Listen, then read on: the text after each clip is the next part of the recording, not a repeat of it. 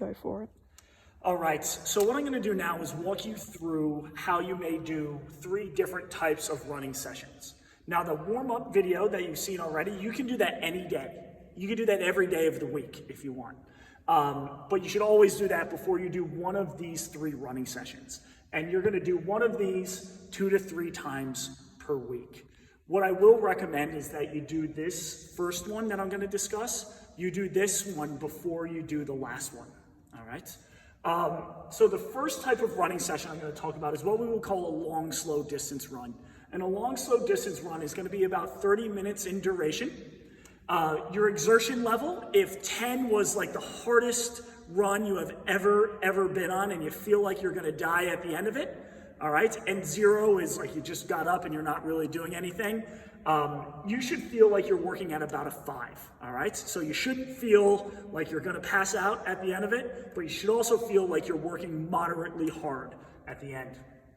Another way to think about it is, although we're in social distancing and you wouldn't do this, but if you were running with someone else, you should be able to talk to them while you were running, all right? But if you tried to sing to them, you wouldn't be able to sing, but you could talk. And key points while you're doing a long, slow distance run of about 30 minutes is you always want to be running strong. What I mean by running strong is have that good running posture where you're upright, you're not hunched over, all right? And you're controlling your breathing, all right? You always want to be able to control your breathing while you're running. So that's a long, slow distance run. And you can do that probably now, you do that 2 to 3 times per week for a week or 2.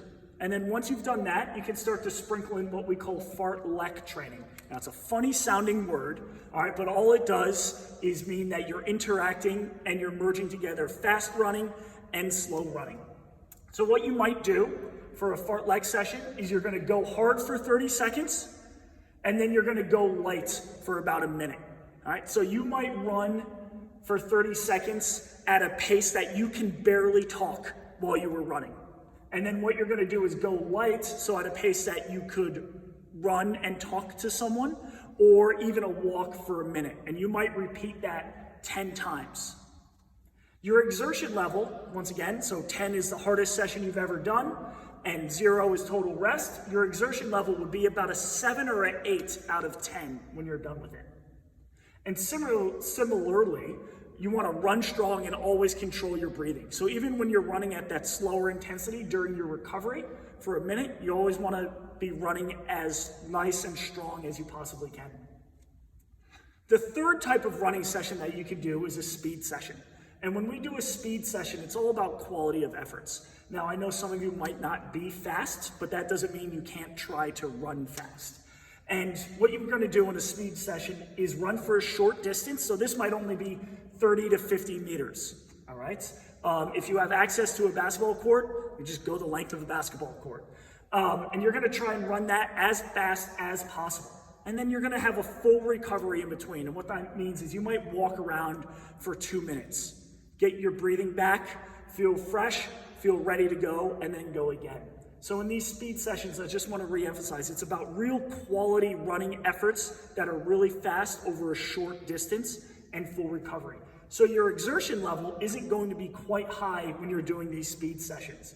It's about a 3 or a 4 out of 10. So these are your 3 options that you can do. Before each one of these sessions, you're going to go through and do that warm-up that I had showed you previously, and then choose. What I will state though is if you haven't done much running at all and you don't feel like you're in great fitness, you would start with this, all right, and take it nice and easy.